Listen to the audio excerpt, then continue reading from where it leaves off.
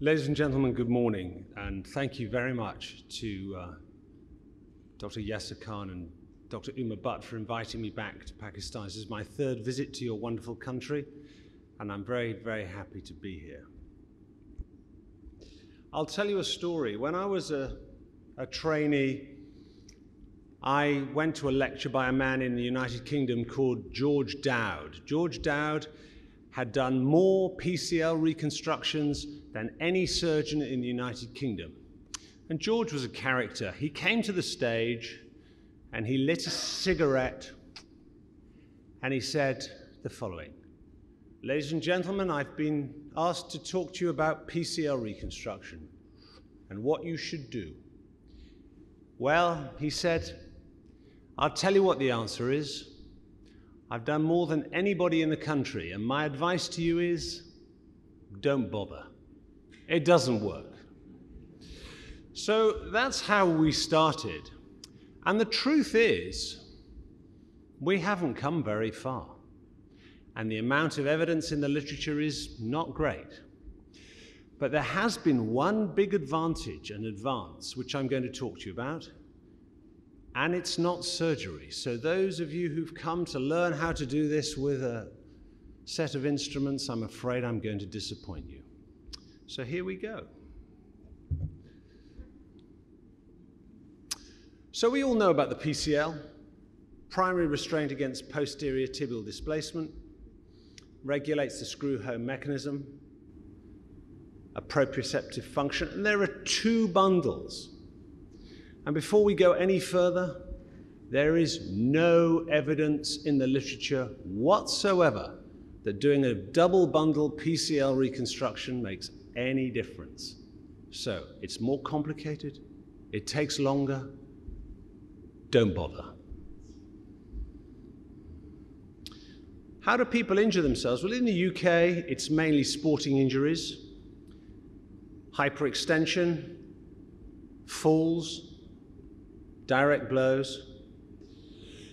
In somewhere like Pakistan and in the UK, maybe 30 years ago, before everybody had to wear a seatbelt, it was motor vehicle accidents. And that's really important because motor vehicle accidents are much more severe injuries, and they're the ones which, if you don't do anything, you're likely to be in trouble as a patient.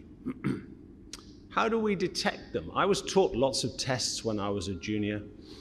Posterior sag test, lots of different posterior sag tests. But the truth is, this is the only test that I do now, and it works really well. You just get the patient to put their knees at 90 degrees, and you can determine whether it's a grade 1, 2, or 3 injury. You just feel the step off. Normally, the tibia sits forward from the anterior condyles of the femur by about 1 centimeter. A grade 1 is a ½ centimeter back, a grade 2 is a centimeter back, and a grade 3 is when the tibia goes back much further. Okay, always look for other injuries, and many of these patients have other injuries, particularly those involved in motor vehicle accidents, and this is a very important test. Pick the great toes up, and if the injured knee sags back and curves into recuvatum, you usually have a posterolateral corner injury as well. I'm not going to deal with that today, that's a complex subject. But if you do not address the other injuries like the posterolateral corner injury, your reconstruction is doomed to failure. Do an MRI scan. They are often reported badly. And so in my view, I look at the scan, but I mainly use my hands to decide what is going on. So what do we do? So there really are three groups. The avulsion fracture, here. You can repair those or fix them if the bone fragment is big enough via a posterior approach to the knee, and you can screw the piece of bone back onto the tibia. These do well. If you get one of these, that's what you should do. It's not an easy operation. You have to be comfortable around the back of the knee, and I approach it either through a direct posterior approach, which I personally think is easier. You have to move the nerves and the vessels aside, but that's not difficult. As we all know from medical school, reading those anatomy books, nerves are yellow, veins are blue, and arteries are red, so it's easy to see. I don't use a medial approach. It's too complicated and it's very difficult to get the drill in. So these ones, isolated PCL, less than 10 millimeters displacement. Most people say rehab. Rehab works a bit, but the truth is, I'm going to, again, at the end, tell you a secret to your rehab, which makes all the difference. If you do rehab alone, you won't get a good result.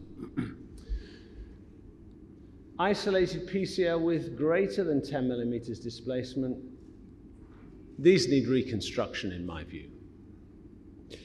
And we won't deal with the multi-ligaments. The chronic injuries, you have to determine whether it's posterolateral instability or whether it's just the PCL. And this is again complicated, and in some cases you need to do an osteotomy, which again we won't talk about, we don't have time. We're just going to talk about the isolated PCL, and it's probably best to think about them in the acute phase. So, as I say, avulsion fractures, fix them acutely, screw the piece of bone back on.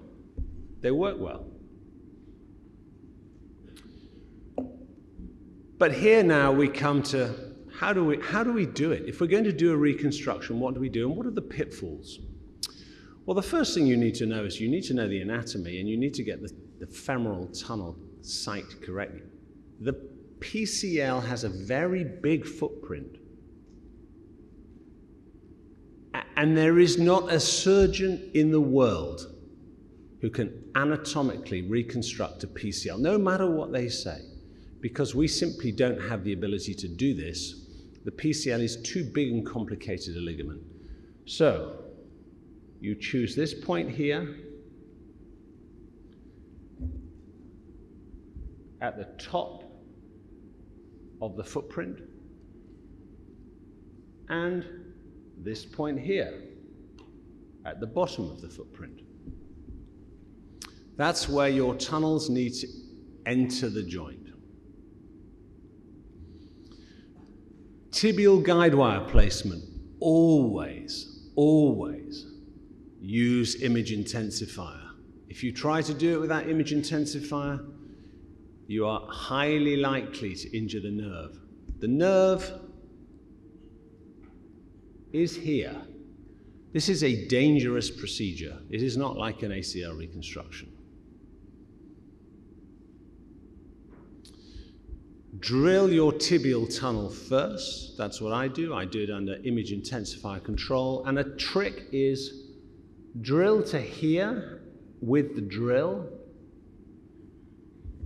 Take the drill off the chuck and by hand just turn the last few segments. You won't injure the nerve that way. And watch it on the image intensifier go through. I use a guide over here, so I can't go through into the nerve. Then drill the femoral tunnel. Some people drill from without in. I tend to use the lateral portal and drill from within out. When you use it in this configuration, you get a slightly better hole here with a reduced angle, and the angle is important, and I'll explain why. So this is about why PCLs fail. If you look at this diagram, which is somewhat difficult to understand, it also is, it is a bit confusing.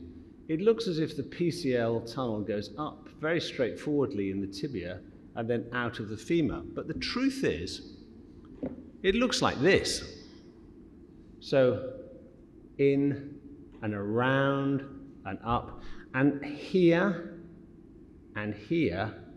you have quite an acute turn. And when you're in the knee, you must smooth off the edges here and the edge here. Everyone talks about this as being the killer turn, where if you don't smooth the edges of the tunnel, you will abrade the PCL. In my experience, it is actually this tunnel where there is the acute turn. So what sort of grafts do I use? I don't use a bone patella tendon. I find it too technically difficult to move the bone patella through and around these turns. So for younger patients, I use autograft hamstrings. You need the longest graft you can get. And for older patients, I'm very fortunate. I work in a country where allografts are easy to come by, and I use an allograft. An allograft usually tibialis anterior, tibialis posterior. People talk about allografts as being likely to re-rupture. The most important thing to remember about allografts is that you can get very big fat grafts, much bigger than you can get with the hamstrings. And I also use a tightrope to help provide some seatbelt support for the graft. So I just use either hamstrings or allograft tendon. I use suspensory fixation here, plus an interference screw, usually a biological screw. And I use a bio screw in the tunnel, plus I use a post screw down here. So I use double fixation at both sides to make sure you don't get creep. The problem with PCLs is they are a long graft and they go through a long course, and it's very easy to get creep around the fixation point. And that, if you do it right, is what they look like. And this, ladies and gentlemen, is what I need to talk to you about. This is a jack brace. For years, doing PCL reconstructions, we didn't know what to do post-operatively in terms of protecting the grafts. So we tried plasters, we tried bracing. But this is a dynamic brace with a spring in here which causes pressure here. And it holds the tibia forward. And it is this that has transformed my practice. So from a practice where some would be successful, but many were not, and many patients ended up with laxity post-operatively. Most patients now in my practice have good results, but we use this. And the patients wear this brace day and night for 6 months. So it's hard for them, and they need to understand before they start that this is a very difficult and long rehabilitation process. So this particular operation in these particular patients relies principally on rehabilitation as well as surgical technique. So most orthopedic surgeons are not terribly interested in rehab, but rehab is the cornerstone of this operation. It's going to take a long time for this to heal. You've got to guard against the posterior sag. They have to wear the brace day and night. No CPM. And to start with, the brace is locked. And gradually, we increase it.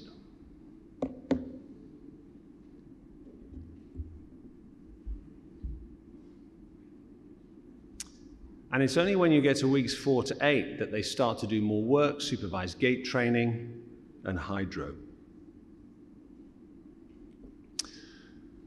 So what happens if we don't treat them at all? Because, as George Dowd said, it's largely a waste of time. Well, they do very, very badly. Particularly, and this is important, down here. Post-motor vehicle accident, 8% of them do well, or they did. And if you look at the functional problems that they have, they are very big. These results are all historical. These are before the use of the jack brace. And late problems, again, before the use of the jack brace, are very significant. Lots of them get OA. So my advice to you is, if you use the brace, you can get good results, and some people have shown good results.